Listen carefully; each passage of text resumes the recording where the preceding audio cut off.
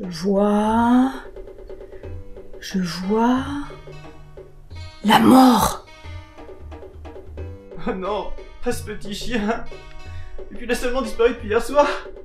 Vous êtes sûr de ce que vous dites? Évidemment que j'en suis sûre. Je ne suis pas folle, vous savez. Ce sont les esprits qui me le disent. Et pourquoi vous utilisez pas une boule de cristal? Je ne suis pas une de ces voyantes conventionnelles qui utilisent une boule de cristal. Moi, j'utilise la poule de cristal.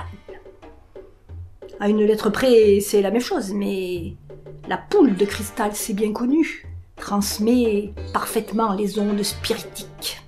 Ah. Et vous voulez bien encore vérifier pour mon chien? Ah, très bien. Voyons cela plus en détail. Vous n'auriez pas une photographie? Si. J'ai cette photo. Celle-ci n'est pas très nette. Vous n'en auriez pas une autre? Sinon, j'ai ça. Oui, effectivement. C'est plus clair.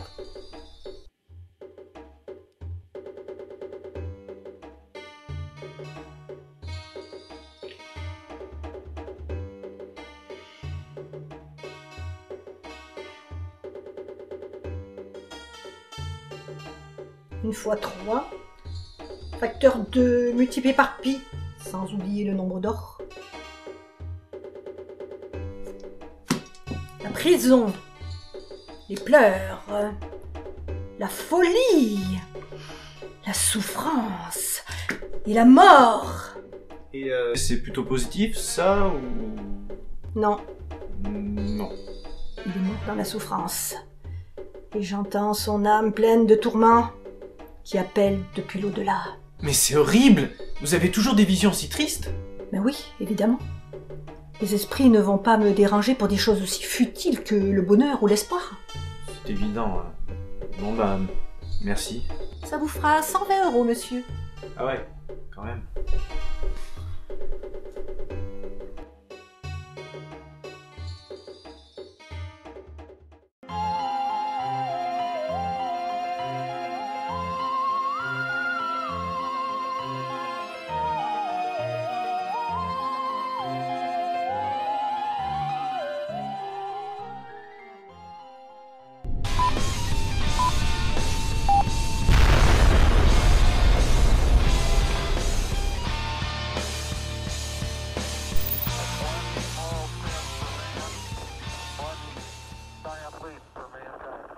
Bonjour à tous les amis, aujourd'hui on va parler Bravo, la voyance. Eh mais vous auriez pas un don vous? Et plus particulièrement de la voyance dans la police. Alors pourquoi? Tout simplement parce que c'est une application concrète et intéressante de la voyance. Si cela permettait effectivement d'arrêter des criminels, ou encore mieux de retrouver des victimes kidnappées, alors ça serait une preuve indiscutable d'un phénomène paranormal et ça serait vraiment utile en même temps à la société. Mais une question de pure logique se pose alors. Si un tel pouvoir marchait vraiment, alors pourquoi n'y a-t-il pas déjà un médium dans chaque service de police moderne? Ah oui, logique. Alors à votre avis, pourquoi? Réponse, parce que ça n'a jamais apporté une réelle efficacité. À part quelques coups de chance s'approchant vaguement d'une possibilité de prédiction, force est de constater que ça ne marche pas, et qu'il n'existe à l'heure actuelle, malgré les milliers de témoignages et d'anecdotes, aucune preuve d'une quelconque efficacité de la voyance comme méthode d'investigation. Mais laissez-moi vous donner quelques exemples pour illustrer mon propos. Le plus parlant est sans doute le cas de la voyante Sylvia Browne à propos de Amanda Berry. D'ailleurs, vous vous souvenez peut-être d'Amanda Berry. C'était cette fille qui avait été retenue captive dans une cave pendant plusieurs années pour servir d'esclave sexuelle à un psychopathe aux États-Unis. Et d'ailleurs, son sauveur avait été rendu plutôt célèbre par un détournement vocal du youtubeur Shmoyoho. Bref, figurez-vous que quelques années plus tôt, la célèbre voyante américaine Sylvia Browne avait annoncé à sa mère que sa fille était au paradis. Yeah, in heaven, on the other side. La mère d'Amanda Berry en ressortira profondément choquée et mourra moins d'un an après cette émission.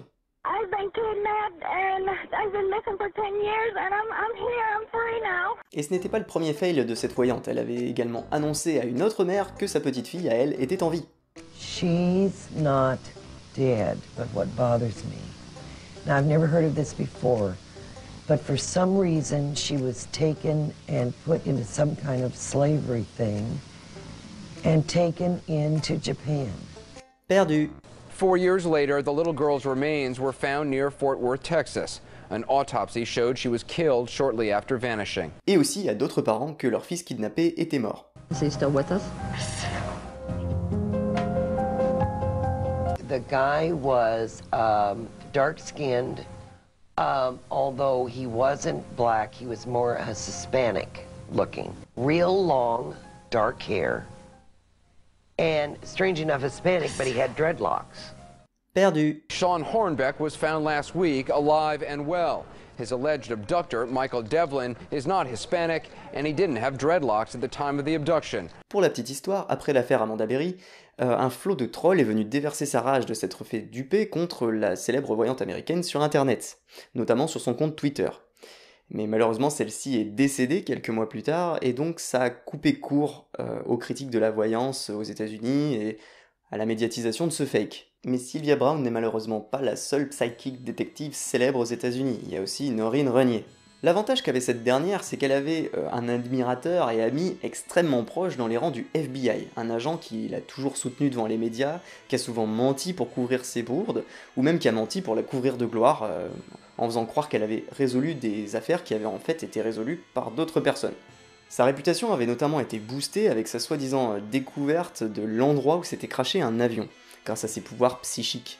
Alors qu'en fait, il a été clairement établi par la suite que c'était un père et sa fille, Carl Wilber et Cheryl Wilber, qui avaient découvert en se baladant le lieu du crash et qui avaient prévenu la police. Et vous pourrez retrouver dans la description le site internet où sont regroupés tous les éléments de preuve qui attestent des nombreux fakes et inventions nés de l'imagination débordante de Noreen Renier.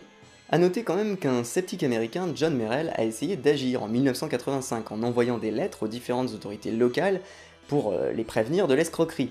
Parce que quand même, les services de police faisaient appel à cette voyante et payaient près de 650 $ pour 2 consultations. La voyante a donc fini par attaquer le sceptique devant un tribunal de l'Oregon et a gagné. L'escroc a gagné face au sceptique devant un tribunal. Et donc elle a pu continuer à sévir pendant plusieurs années et à se faire plein de thunes, évidemment. Bon, en même temps, faut pas trop s'étonner, on parle là d'un pays où certains avocats font appel à des médiums pour lire dans les pensées des jurés pour savoir lesquels il faut récuser. On en est là quand même. Bon allez, je vous donne encore un exemple de voyant connu aux États-Unis, Phil Jordan. Alors lui c'est intéressant parce que c'est dans un autre registre. Il aurait effectivement aidé à résoudre une affaire en 1975, et ensuite il a appuyé tout le reste de sa carrière sur cette seule vieille affaire résolue. En gros, un petit garçon avait disparu, et ce voyant a voulu aider la police locale dans ses recherches. A noter que jusque-là, il n'y a rien de très étonnant, parce que aux États-Unis, c'est très très courant que les citoyens locaux aident la police à faire des recherches dans ce genre de cas. Phil Jordan a donc sélectionné une large zone, sur une carte du coin qui n'avait pas encore été explorée, puis toute l'équipe d'exploration est partie explorer ce coin-là. Phil Jordan en faisait partie, il est tombé par hasard sur des traces de pas qui l'ont conduit tout droit au petit garçon. Alors là, on peut difficilement le nier, il a effectivement aidé à résoudre cette affaire. Oui, c'est vrai, ce sont des faits. Mais est-ce que c'était vraiment grâce à la voyance ? Parce que bon, à votre avis, combien de gens ont déjà réussi à aider la police à retrouver une personne disparue, ou un corps, grâce simplement à une bonne connaissance du terrain ou un simple coup de chance ? Et pourtant, ces gens-là, ils se prétendent pas médiums pour autant. Les aptitudes magiques de Phil Jordan n'ont pas grand-chose à voir dans cette affaire, ou bien en tout cas, on n'en a pas vraiment la preuve. Et pourtant, ce voyant, Phil Jordan, il s'appuiera que là-dessus pendant des dizaines d'années ensuite, pendant toute sa carrière. Même dans son livre autobiographique écrit en 1999, 25 ans plus tard, il ne s'appuie quasiment que dans cette affaire, il ne raconte quasiment que ça dans son livre.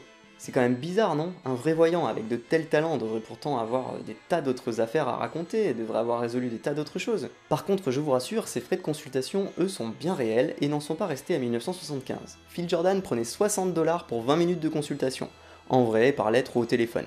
Il prenait également 400 $ pour l'avoir pendant 1h30 à un anniversaire entre amis.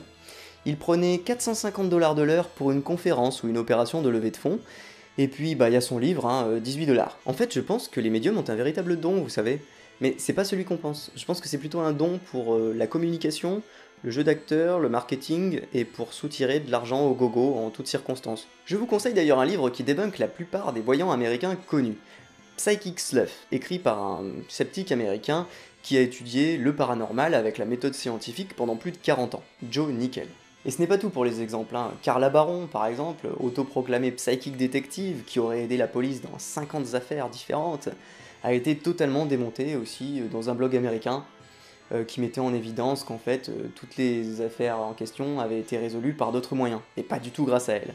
Bon alors comme d'habitude, tous les liens sont dans la description de ma vidéo, hein, mais pour vous donner un aperçu des investigations du site en question, la soi-disant voyante, elle aurait en fait totalement inventé des collaborations avec certaines des victimes, et puis la plupart du temps en fait, elle envoyait des tas de prédictions à la police, et quand l'affaire était résolue, la plupart se révélaient fausses, mais une minorité était par chance évidemment proche de la vérité, et donc à ce moment-là elle disait « Eh vous voyez, j'avais raison sur tel et tel point, donc ça prouve que c'est grâce à moi tout ça ». Alors qu'en fait, non, hein, évidemment, l'affaire, elle n'avait pas du tout été résolue grâce à elle. Allez, pour le plaisir, encore un exemple pour illustrer. Pour le tueur en série de Long Island, en 2011, le voyant avait dit que le corps se trouvait près d'une étendue d'eau, dans une tombe peu profonde et avec la lettre G écrite pas loin. Alors sans vouloir vous spoiler, le corps a effectivement été retrouvé près d'une étendue d'eau, comme il y en a absolument partout dans Long Island. Par contre, il n'a pas été retrouvé dans une tombe et il n'y avait pas de lettre G écrite à proximité. Donc c'était un échec quasi total. Et pourtant, tous les médias se sont emparés de l'affaire et des milliers de sites web en ont parlé en disant que « Waouh, regardez, ce génial voyant a réussi à résoudre une affaire !» Bon, et là vous allez me dire « Non mais allez, t'exagères, 2 ou 3 charlatans, ça veut pas dire que c'est tous des charlatans, fais pas de généralisation abusive, tout ça... » Sauf que mon problème, c'est que ce charlatanisme se vérifie à chaque fois en fait, dès qu'on fouille un peu. Et même sur un échantillon énorme, il n'y a pas un seul indice de voyant qui servirait à quoi que ce soit. J'en veux pour preuve l'enlèvement d'Elizabeth Smart en 2002, où la police américaine avait recueilli près de 9000 indices venant de tous les voyants autoproclamés des États-Unis, parce que l'affaire avait eu des répercussions nationales. Il y a vraiment des policiers, figurez-vous, qui se sont fatigués à éplucher chacun de tous ces délires chamaniques ou de visions de tous ces voyants, et il n'y en a aucun qui a pu mener à retrouver la jeune fille. La jeune fille, en fait, elle a été retrouvée genre 9 mois plus tard, grâce à un témoignage et des méthodes de police hyper classiques. Donc vous imaginez quand même le temps perdu par la police pour ces conneries ? Mesdames et messieurs, voici le stade de La Roche-sur-Yon. Il a une capacité de 9000 spectateurs, ce qui signifie qu'il pourrait contenir l'ensemble des personnes qui ont prétendu avoir des visions médiumniques de Elizabeth Smart en 2002, par lettre ou à la hotline de la police américaine. Rappelons qu'aucun d'entre eux n'a servi à rien. Si vous n'appelez pas cela un échantillon représentatif, alors je ne sais pas ce qu'il vous faut. En France, heureusement, c'est une mode assez peu répandue, parce que faisons un peu d'essentialisme chauvin, en France on a plutôt une tradition de scepticisme à l'égard de ce genre de croyances farfelues. Essayez dans un tribunal français d'invoquer le paranormal ou la voyance, vous verrez comment vous serez reçu par le juge, hein. C'est pas du tout la même ambiance qu'aux États-Unis. Aux États-Unis, la plupart des gens sont très croyants, très superstitieux, donc fatalement ils croient un peu en n'importe quoi, hein. Là-bas, les sectes marchent du tonnerre dans toutes les couches sociales de la population, et les voyants se font des fortunes colossales. Une étude américaine de 1993 a ainsi révélé que près de 35% des services de police de proximité avaient déjà eu recours au service d'un médium ou d'une voyante quelconque. Il est assez bête pour gober ses salades. Mais rassurez-vous, il y a aussi des gens complètement cintrés en France. Déjà, j'ai appris par une source personnelle dans les gendarmes, bon, témoignage personnel, hein, ça vaut ce que ça vaut, que plusieurs petites gendarmeries, dont la gendarmerie de Fréjus apparemment, feraient fréquemment appel au service d'un voyant radiesthésiste pour résoudre des affaires, ou aider à résoudre des affaires plutôt, et sans le faire apparaître dans les rapports officiels, bien sûr. Donc si c'est vrai, c'est plutôt inquiétant. Concernant une affaire plus connue, en novembre 2016, il y avait le procès du beau-père de Fiona. Vous savez, la petite fille qui avait été violemment attaquée un soir et puis enterrée ensuite dans un endroit inconnu. Eh bien, il y avait eu un témoin qui avait été appelé à la barre. C'était Giulietta, une médium radiesthésiste de 47 ans qui a affirmé que Fiona lui avait parlé depuis l'au-delà pour lui révéler où est-ce qu'elle avait été enterrée. Bon, évidemment, cette brillante révélation n'a rien donné, hein, on n'a rien retrouvé, et donc le tribunal a bien perdu son temps. Le paranormal s'invite à la cour. Un médium témoin surprise. Une femme dit savoir où Fiona est enterrée. Elle envoie des photos à la partie civile. L'avocate suit la procédure et transmet directement au président. Pour en avoir le cœur net, interruption de la séance et convocation de la témoin pour une audience de quelques minutes à peine. Son témoignage est rapidement discrédité. Un témoin médium, le président était au courant. D'ailleurs, une 50aine de divinateurs ont été entendus, parfois très sérieusement dans cette affaire. Un dossier rude, chargé d'émotions. Au bout de 3 ans et demi de procédure, l'avocat se doit d'être prudent, de vérifier qu'on n'est pas face à une information délirante. C'était le cas, nous l'avons tous subi. Le témoin finit par faire un malaise face aux avocats furieux et à la cour embarrassée. Bon, c'est bien beau tous ces exemples que je vous donne depuis tout à l'heure, mais elle est où la science, hein? Ils sont où les tests en double aveugle? Rassurez-vous, j'y viens. Déjà, vous connaissez sans doute le Randy Challenge. De 1964 à 2015, il y avait une mise à prix pour quiconque arriverait à prouver qu'il a des pouvoirs paranormaux. Et au début, ça concernait notamment surtout la voyance. Le prix a été consécutivement de 1000 $, puis 10 000, puis 100 000, puis enfin 1 million de dollars. Mais jamais personne, soumis à un protocole scientifique précis et rigoureux, n'a jamais pu prouver qu'il avait un pouvoir qui dépassait l'ordinaire. Et la plupart des voyants américains avaient tout simplement refusé de participer à ce challenge, hein. Sans doute parce qu'ils avaient peur d'être démasqués, notamment Sylvia Brown d'ailleurs, la voyante qui avait fait un fail sur Amanda Berry. Et enfin, mon joker, un élément d'étude encore plus parlant. Une étude américaine de 1996 a voulu essayer de tester les prétentions de certains voyants sur leur pouvoir. Pour des affaires criminelles, ils ont donc demandé à 3 voyants autoproclamés de faire des prédictions sur ce qu'ils voyaient à partir de divers objets du crime, diverses armes du crime par exemple. Et ils ont demandé aussi en parallèle à 3 étudiants de faire la même chose, des étudiants normaux qui ne se prétendaient pas avoir des pouvoirs psychiques, donc en leur demandant de se baser sur leur simple intuition. Donc voilà, l'expérience plutôt basique, un groupe de 3 voyants essaye de faire des prédictions, contre un groupe de 3 étudiants qui essayent de faire aussi des prédictions. Voilà. Et les résultats obtenus sont éloquents. Le meilleur prédicateur de tous est un étudiant au final. Et les 2 suivants sont des voyants, mais uniquement parce qu'ils ont fait un plus grand nombre de prédictions que les étudiants normaux. Et en fait, quand on regarde le prorata nombre de prédictions faites sur nombre de prédictions vraies, le nombre de prédictions, le prorata est nettement à l'avantage des étudiants, qui gagnent haut la main. Je pense que vous l'avez compris maintenant, la technique des voyants est en fait très simple. Ils balancent un maximum de prédictions différentes possibles, et puis ensuite, a posteriori de l'affaire, ils retiennent seulement les quelques-unes qui étaient vraies, qui s'approchaient un peu de la réalité, pour pouvoir ensuite prétendre qu'ils avaient raison. Cette méthode est bien connue des sceptiques, elle s'appelle le concordisme. Elle est aussi beaucoup utilisée dans la religion, hein, notamment par exemple pour les prétendus miracles scientifiques du Coran. Je perçois la lettre L. Lou, c'était son chien. Donc si vous voulez devenir un médium, c'est très simple. Sur une affaire non résolue, faites simplement un maximum de prédictions différentes, en restant bien sûr un minimum cohérent. Ensuite, une fois que l'affaire est résolue, prétendez publiquement que si l'affaire est résolue, c'est grâce à vous, en citant uniquement vos 10% de prédictions qui s'approchaient à peu près de la réalité. Et enfin, tenez un blog à jour où vous listez toutes les affaires que vous avez aidé à résoudre. Et voilà, vous êtes devenu un voyant reconnu. À vous la célébrité et le fric des familles des victimes. Ouais.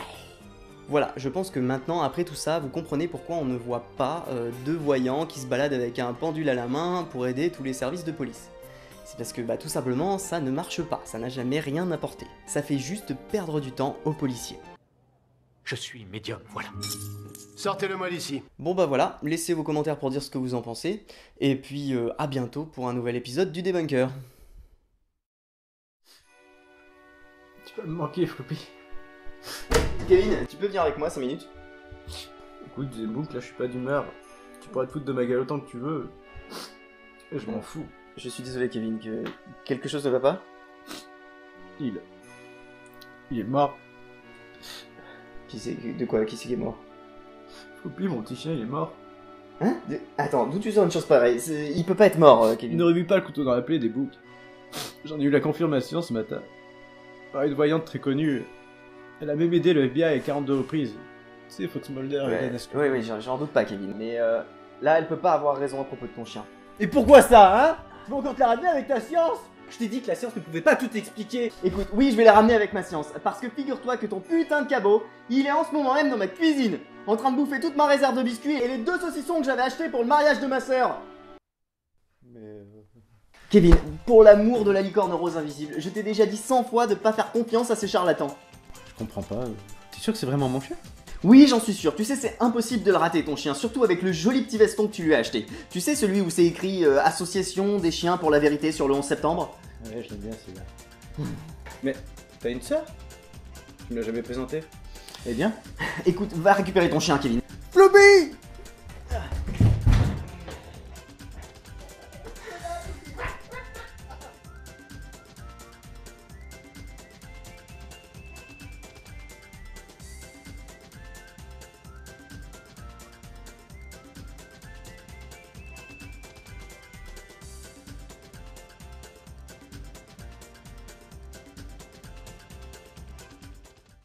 Je suis désolé, Kevin. Quelque chose ne va pas?